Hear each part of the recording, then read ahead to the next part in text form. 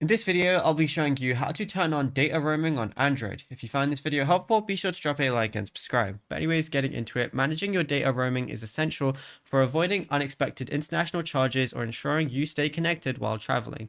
And on Samsung Galaxy devices running Android 16, these settings are located within the connections menu. So what you want to do is open up your settings application. Then once you're here, go ahead and tap on connections. Once you're in connections, go ahead and select mobile networks. And then once you go ahead and select that, what you want to go ahead and do is find the data roaming toggle. Switch it to on if you're traveling and you want to use data abroad, and switch it off to prevent your phone from using cellular data when you're just outside your home provider's coverage areas. So yeah, once you go ahead and do that, you'll be good to go. You can go to SIM Manager, look at even more things, and this is where you'll find mobile data settings. But it's as simple as that. Now, if you found this video helpful, be sure to drop a like and subscribe, and check out all the other tutorials that we've been posting on the channel as well.